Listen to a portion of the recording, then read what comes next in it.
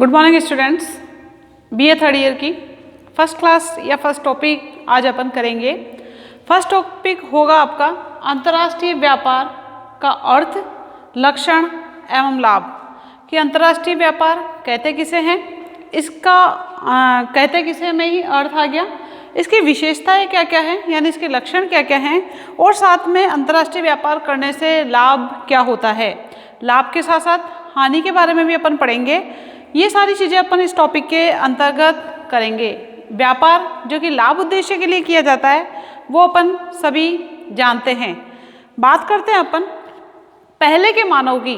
आदिम मानव जो कि पहले का मानव था, उसकी आवश्यकताएं कैसी थी। आदिम मानव की जो आवश्यकताएं हैं वो आदिम मानव की आवश्यकताएं जो कि जंगल में रहता था, उस समय उस मनुष्य की आवश्यकताएं कैसी थी, सीमित थी। और उस समय जनसंख्या भी ज़्यादा नहीं थी, संसाधन असीमित थे। आवश्यकताएं सीमित और संसाधन कैसे थे, असीमित थे। कहने का मतलब जब व्यक्ति की आवश्यकताएं सीमित होती है तो वो अपनी आवश्यकताओं को आराम से पूरा कर लिया करता है। लेकिन क्या हुआ, सभ्यता का विकास हुआ, समाज का विकास हुआ, हम आधुनिकीकरण की तरफ बढ़े। तो जैसे ही सभ्यता का विकास हुआ, समाज का विकास हुआ, आधुनिकीकरण की तरफ बढ़े, तो मनुष्य की आवश्यकताओं में भी वृद्धि होती चली गई। तो जो आज का मानव है, जैसे ही सभ्यता का विकास हुआ, उस सभ्यता के विकास के बाद आज का जो मानव है, इस मानव की आवश्यकताएं कैसी हो गई, असीमित हो गई। और हमारे जो साधन है वो साधन हो गए आपके सीमित। साधन हो गए आपके सीमित। क्यों? क्योंकि व्यक्ति की आवश्यकताएं दिनों दिन बढ़ती जा रही है। जब आज उसकी एक आवश्यकता पूरी होती है तो दूसरी आवश्यकता पुनः उत्पन्न हो जाती है। जबकि जो पहले का मानव था, जनसंख्या सीमित थी, तो प्राकृतिक संसाधन भी हमारे यहाँ पर काफ़ी मात्रा में थे। बात करते अपन खनिज पदार्थों की, वो भी काफ़ी मात्रा में थी। जलवायु भी हमारी शुद्ध थी। प्राकृतिक संपदा की दृष्टि से तो हमारे यहाँ पर प्रकृति ने काफ़ी मात्रा में असीमित रूप से प्राकृतिक संपदा हमें दी थी। लेकिन जैसे जैसे सभ्यता का विकास हुआ, आज का जो मानव है उसकी आवश्यकताएं हो गई असीमित और साधन हो गए सीमित। ऐसी स्थिति में उसका ध्यान जो है, अब आवश्यकताएं असीमित थी तो उसने ये सोचा कि मैं इन असीमित आवश्यकताओं को पूरा कैसे करूं। क्योंकि व्यक्ति का जो उद्देश्य होता है वो होता है अपनी आवश्यकता को संतुष्ट करने का। तो पहले के मनुष्य की आवश्यकताएं सीमित होने के कारण उसे ज़्यादा मेहनत करने की या ज़्यादा काम करने की उसे आवश्यकता नहीं होती थी। ऐसी स्थिति में अपनी आवश्यकताओं को पूरा करने के लिए उसका ध्यान गया विशिष्टीकरण की ओर। किसकी तरफ गया? विशिष्टीकरण की ओर गया। विशिष्टीकरण का मतलब क्या होता है कि जो व्यक्ति जिस काम में कुशल होता है, उसे अगर वो काम करे तो उत्पादन कैसा होगा, उत्पादन आपका अधिक होगा। उत्पादन कैसा होगा, अधिक होगा। और जब उत्पादन अधिक होता है तो उस उत्पादन को अपन अपने देश में या विदेशों में भेजकर, निर्यात करके अपनी आवश्यकता की वस्तुओं को प्राप्त कर सकते हैं। लेकिन जब उसने ये सोचा कि अगर मैं किसी एक वस्तु का उत्पादन करता हूँ या विशिष्टीकरण करता हूँ तो मैं अनेक आवश्यकताओं को कैसे पूरा करूँगा। क्योंकि व्यक्ति की एक आवश्यकता तो नहीं होती है, व्यक्ति की तो बहुत सारी आवश्यकता होती है। बात करते हैं अपन, एक व्यक्ति गेहूँ का उत्पादन कर रहा है और गेहूँ में उसे विशिष्टीकरण प्राप्त है, तो क्या सिर्फ गेहूं से उसकी सारी आवश्यकताएं पूरी हो जाएगी? उसकी सारी आवश्यकताएं पूरी नहीं होती है। उसे दूध की आवश्यकता भी है, उसे सब्जी की आवश्यकता भी है, उसे कपड़ों की आवश्यकता भी है, उसे शिक्षा की आवश्यकता भी है। इसके अलावा चिकित्सा की बात करते हैं अपन, दवाइयों वगैरह की बात करते हैं, जूते, ये सारी बहुत सारी अनाप शनाप चीज़ें हैं जिनकी आवश्यकता होती है। तो इसने क्या किया, उसने सोचा कि गेहूँ का विशिष्टीकरण करके अपनी आवश्यकता की वस्तुएँ गेहूं देकर अपनी आवश्यकता की वस्तु यानी मैं कपड़ा प्राप्त कर सकता हूं। इसके अलावा अगर मुझे जूतों की आवश्यकता है तो जूते प्राप्त कर सकता हूं। पशुओं की अगर आवश्यकता है तो मैं पशु प्राप्त कर सकता हूं। दूध की आवश्यकता है तो मैं दूध प्राप्त कर सकता हूं। यानी व्यक्ति की ये जो बहुत सारी आवश्यकताएं हैं, इन आवश्यकताओं को वो अपनी वस्तु देकर दूसरी वस्तु प्राप्त कर सकता है। एक वस्तु देकर जब दूसरी वस्तु प्राप्त की जाती है तो वो आपकी वस्तु विनिमय प्रणाली कहलाती है।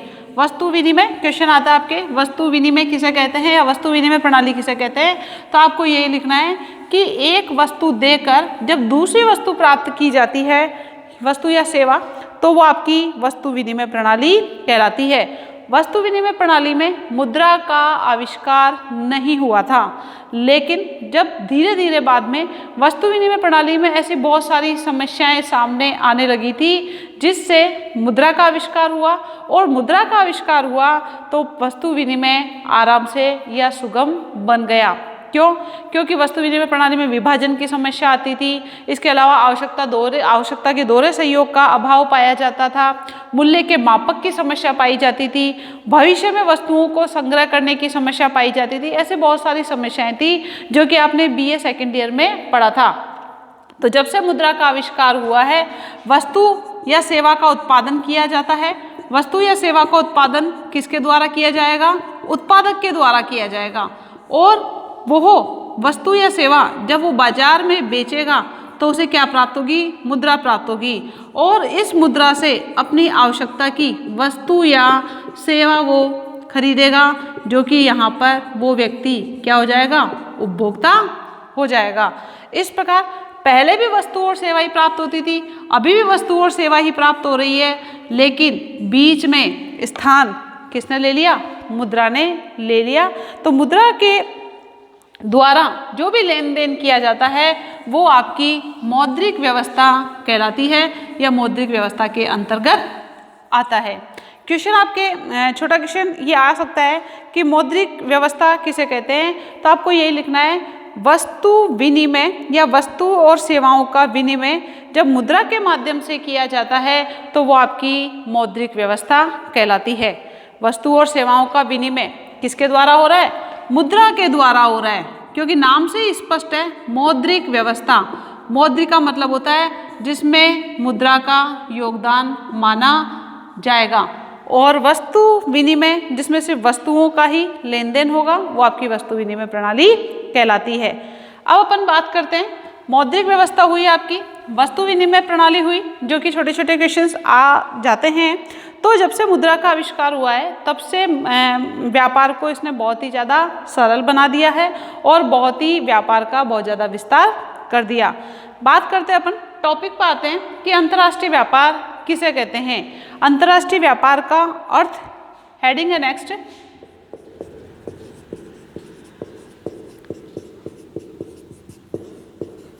अंतर्राष्ट्रीय व्यापार का अर्थ। आपके 2 नंबर का क्वेश्चन आ सकता है कि अंतर्राष्ट्रीय व्यापार किसे कहते हैं या अंतर्राष्ट्रीय व्यापार से आप क्या समझते हैं। अंतर्राष्ट्रीय व्यापार का अर्थ समझने से पहले, अंतर्राष्ट्रीय का मतलब होता है इंटरनेशनल लेवल पर जो व्यापार किया जाता है वो अंतर्राष्ट्रीय व्यापार कहलाता है। इस व्यापार का अर्थ भली भांति समझने से पहले अपने को व्यापार के बारे में पता होना चाहिए कि व्यापार किसे कहते हैं। साधारण भाषा में या साधारण शब्दों में अगर अपन बात करते हैं तो विभिन्न व्यक्तियों अथवा व्यक्ति समूहों के बीच लाभ प्राप्ति के उद्देश्य से किया गया व्यापार क्या कहलाएगा? किया गया वस्तुओं का जो लेन देन है वो आपका व्यापार कहलाता है। विभिन्न व्यक्तियों के द्वारा या विभिन्न समूहों के द्वारा लेन देन जो किया जाता है वस्तुओं और सेवाओं का वो आपका व्यापार कहलाता है। और वो जो लेन देन होगा वो लेन देन किसके लिए होगा? लाभ उद्देश्य को प्राप्त करने के लिए, क्योंकि कोई भी व्यापारी जो कि व्यापार करता है उसका सर्वप्रथम उद्देश्य होता है लाभ प्राप्त करना। लेकिन ये जो व्यापार है जिसको मैंने आपको बताया है, ये लाभ प्राप्त उद्देश्य लेने के लिए जो व्यापार किया जाता है ये संकुचित अर्थ में है।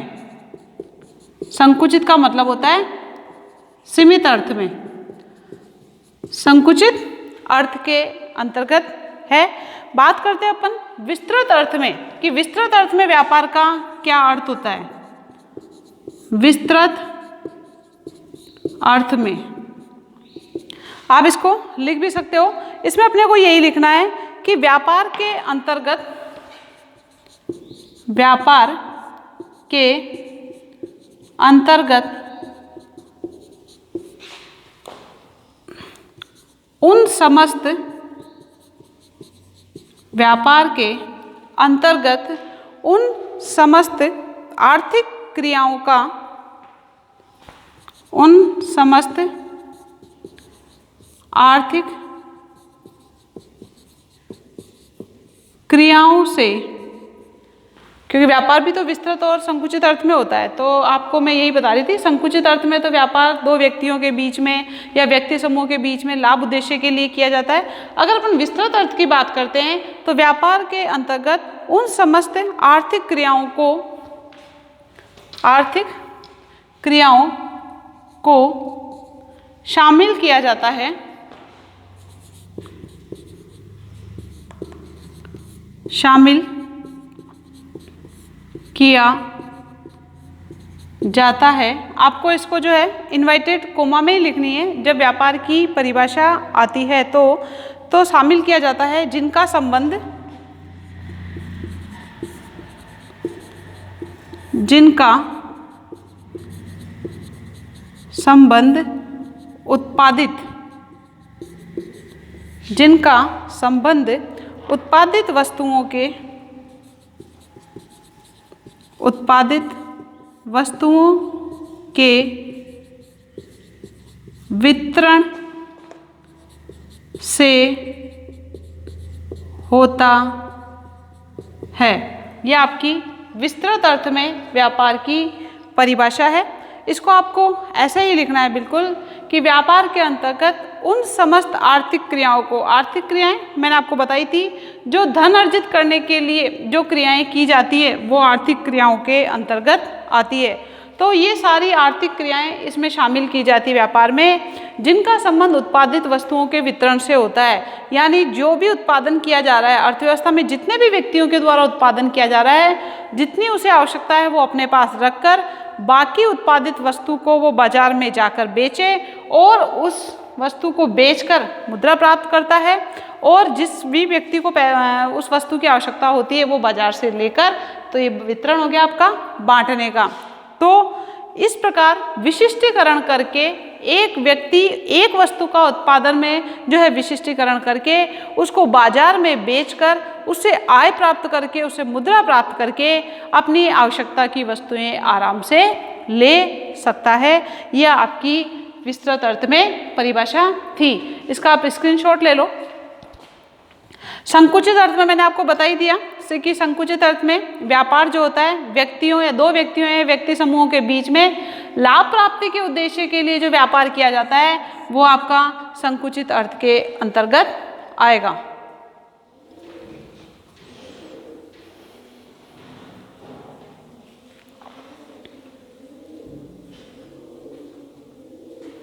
अब आते हैं कि कोई भी देश हो, उन देशों में जो व्यापार होता है, कोई भी देश हो, चाहे आपका पूंजीवादी अर्थव्यवस्था हो, चाहे समाजवादी अर्थव्यवस्था हो, चाहे मिश्रित अर्थव्यवस्था हो, प्रत्येक देश में जो व्यापार होता है उस देश के व्यापार को दो भागों में बांटा जाता है। कितने भागों में बांटा जाता है? व्यापार को दो भागों में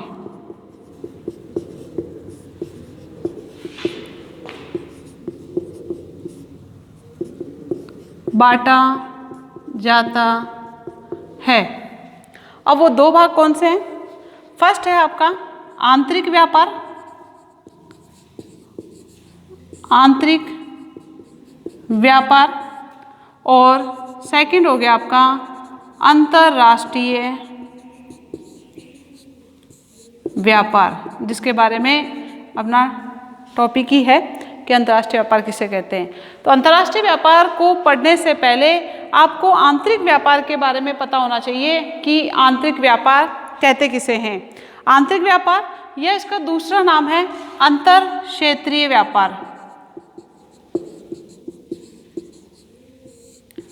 क्षेत्रीय व्यापार, नाम से स्पष्ट है। अंतर क्षेत्रीय का मतलब होता है अपने देश के अंदर जो व्यापार होगा वो आपका अंतर क्षेत्रीय व्यापार या आंतरिक व्यापार कहलाता है। इसके बाद अंतर्राष्ट्रीय व्यापार। अंतर्राष्ट्रीय व्यापार को क्या बोलेंगे? अंतर्राष्ट्रीय व्यापार को विदेशी व्यापार भी बोलते हैं। क्वेश्चन आता है आपके, आंतरिक व्यापार किसे कहते हैं या अंतर क्षेत्रीय व्यापार किसे कहते हैं? 2 नंबर के क्वेश्चंस पूछ लिए जाते हैं। तो एक ही देश की सीमा के भीतर, देश एक ही है, उस देश की सीमा के भीतर जब विभिन्न स्थानों पे जो व्यापार होता है या विभिन्न क्षेत्रों में जो व्यापार किया जाता है वो आपका आंतरिक व्यापार कहलाता है।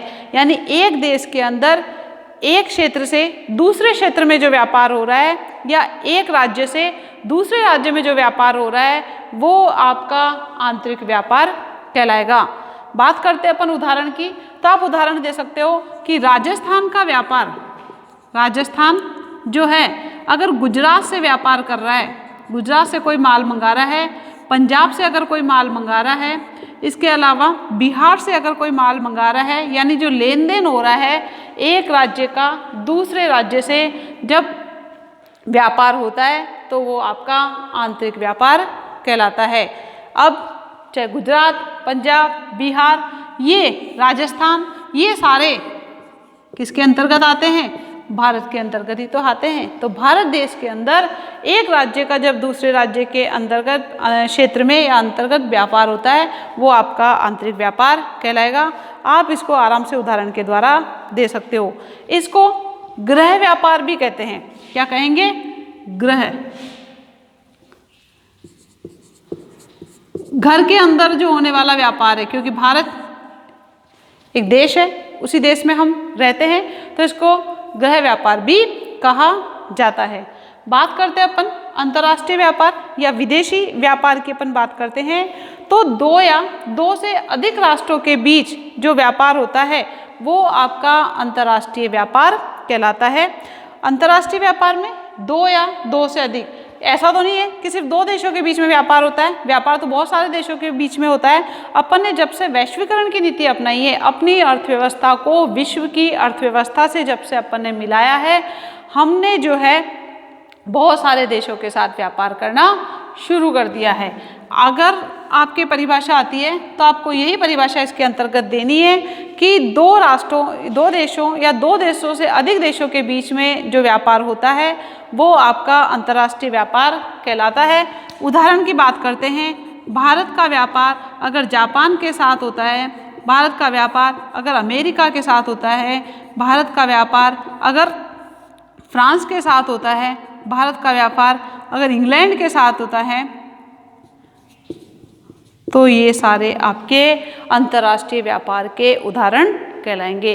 इस प्रकार आप आंतरिक व्यापार और अंतर्राष्ट्रीय व्यापार की परिभाषा विद एग्जाम्पल दे सकते हो। इसका आप स्क्रीनशॉट ले लो या उतार लो, जैसे भी करना चाहो, नोट डाउन करना चाहो तो नोट डाउन कर लो।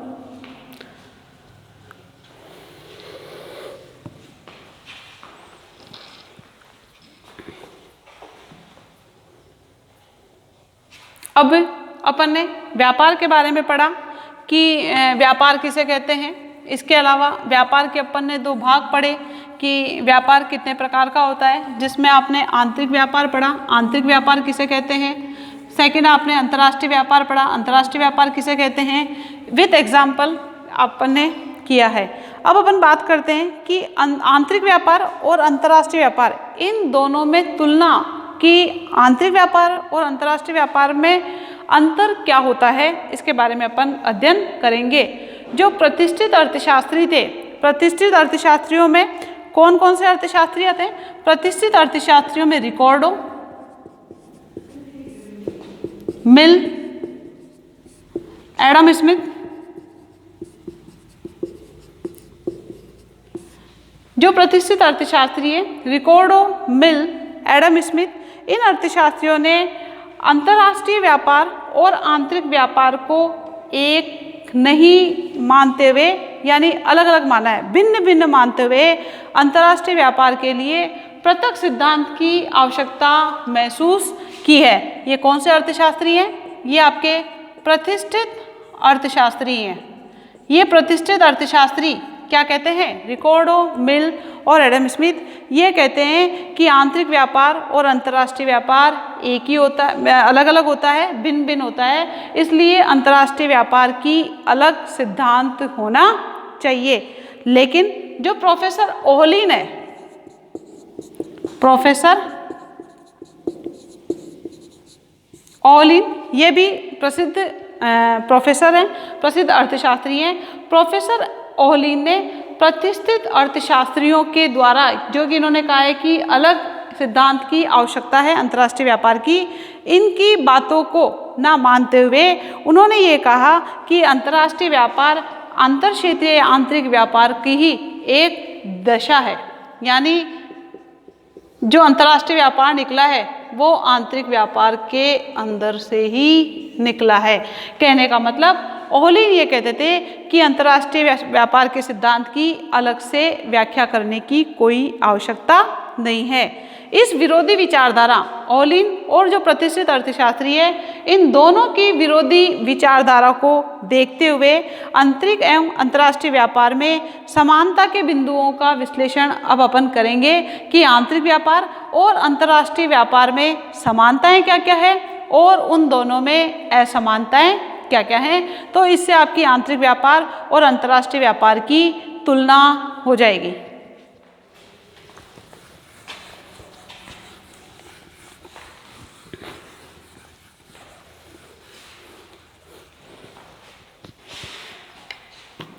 हेडिंग डालिए, आंतरिक व अंतर्राष्ट्रीय,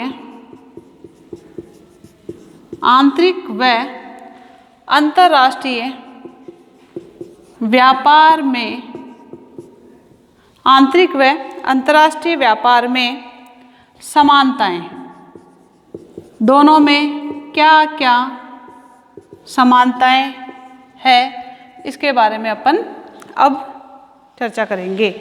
तो आंतरिक एवं अंतर्राष्ट्रीय व्यापार में समानताओं को निम्न आधारों पर अपन अध्ययन करेंगे, जिसमें सबसे पहला है आपका श्रम विभाजन, श्रम विभाजन एवं विशिष्टीकरण, श्रम विभाजन एवं विशिष्टीकरण के आधार पर हम इसकी समानता के बारे में पढ़ेंगे। व्यापार चाहे आंतरिक हो चाहे अंतर्राष्ट्रीय व्यापार हो, कोई फर्क नहीं पड़ता, आंतरिक व्यापार हो चाहे अंतर्राष्ट्रीय व्यापार हो, जो भी व्यापार किया जाएगा वो श्रम विभाजन और विशिष्टीकरण के आधार पर किया जाता है। श्रम विभाजन का मतलब क्या होता है? जो व्यक्ति जिस काम में कुशल होता है, योग्य होता है, अगर उस व्यक्ति को वो काम दिया जाए तो निश्चित तौर पर उत्पादन बढ़ेगा और लागत कम आती है। विशिष्टीकरण की बात करते हैं। विशिष्टीकरण जिसके अंतर्गत आता है कि वहाँ की लागत कम कब आएगी? जब वहाँ पर जलवायु अच्छी होगी, वहाँ पर प्राकृतिक संसाधन काफ़ी मात्रा में होंगे, टेक्नोलॉजी अच्छी होगी। अगर श्रम प्रधान देश है तो वहाँ पर श्रमिकों का ज़्यादा यूज़ किया जाएगा, और अगर जनसंख्या कम है तो वहाँ पर मशीनों का प्रयोग ज़्यादा किया जाएगा, क्योंकि जनसंख्या जहाँ ज़्यादा होती है वहाँ श्रमिक कम कीमत पर मिल जाते हैं। कहने का मतलब उस वस्तु का उत्पादन किया जाएगा जिसका उसे लाभ मिलेगा, और एक्स्ट्रा उत्पादन करके वो उस वस्तु को निर्यात करेगा और उस वस्तु का आयात करेगा जिसका उत्पादन यहाँ पर उसको लागत ऊंची आ रही है और उसकी कीमत ऊंची आ रही है, या उत्पादन कम मात्रा में हो रहा होता है। बात करते हैं अपन इसकी कि चाहे श्रम विभाजन और विशिष्टीकरण, आंतरिक व्यापार और अंतर्राष्ट्रीय व्यापार दोनों में ही जो है समानता पाई जाती है। बस इसमें यही है कि जो श्रम विभाजन और जो विशिष्टीकरण होगा वो राष्ट्रीय स्तर पर होता है, क्षेत्रीय स्तर पर होता है, जबकि अंतर्राष्ट्रीय व्यापार में जो श्रम विभाजन होगा, जो विशिष्टीकरण होगा, वो अंतर्राष्ट्रीय स्तर पर होता है। यही अंतर पाया जाएगा। और आंतरिक और अंतर्राष्ट्रीय व्यापार में उसी वस्तु का उत्पादन किया जाएगा जिसमें उसे लाभ ज़्यादा मिल रहा है, और उस वस्तु का आयात किया जाएगा जिसमें उसकी लागत ज़्यादा आ रही है और उत्पादन कम हो रहा है। नेक्स्ट बात करते हैं अपन दो पक्ष। ये भी आपकी आंतरिक व्यापार और अंतर्राष्ट्रीय व्यापार की समानताओं में आता है। चाहे आंतरिक व्यापार हो चाहे अंतर्राष्ट्रीय व्यापार हो, दोनों ही व्यापारों में दो ही पक्ष होते हैं।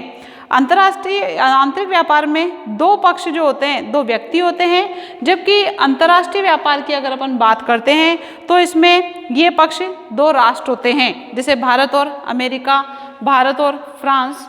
ये व्यक्ति भी हो सकते हैं, लेकिन ये जो व्यक्ति होंगे वो अलग अलग राष्ट्रों के होते हैं। तो दूसरी समानता आपकी क्या आएगी? दो पक्ष की आएगी कि दोनों ही व्यापारों में दो पक्ष होते हैं। नेक्स्ट बात करते हैं वस्तुओं और सेवाओं का विनिमय।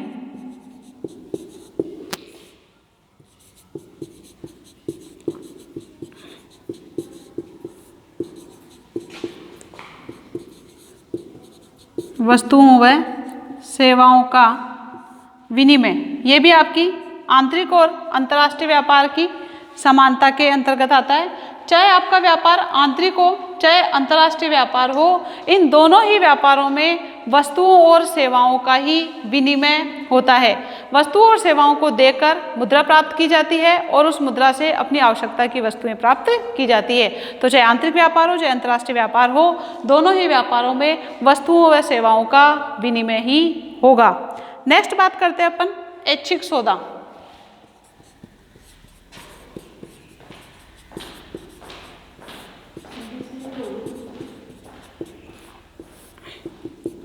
ऐच्छिक का मतलब क्या होता है? इच्छा से, चाहे वो आंतरिक व्यापार हो चाहे वो अंतर्राष्ट्रीय व्यापार हो, इन दोनों ही व्यापार में सौदा जो होगा वो इच्छा से होगा। यानी व्यक्ति या राष्ट्र जब उसकी इच्छा होगी उस वस्तु को लेने की या देने की, तभी वो सौदा हो सकता है। अदरवाइज जबरदस्ती किसी के साथ भी आप सौदा नहीं कर सकते। तो ये आपकी ऐच्छिक सौदा आपकी अंतर्राष्ट्रीय व्यापार और आंतरिक व्यापार की समानताओं के अंतर्गत आता है। जबरदस्ती बाध्य नहीं कर सकते इसमें। नेक्स्ट आएगा लाभ,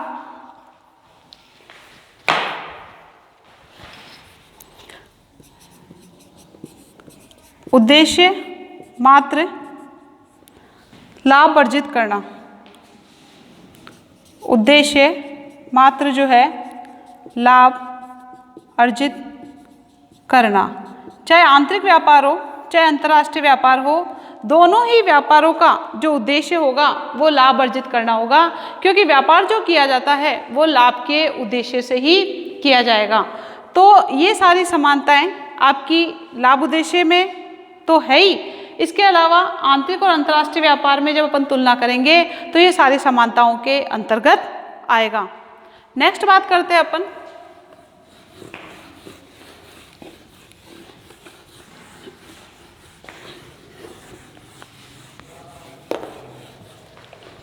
राजनीतिक एवं सामाजिक संबंध। राजनीतिक एवं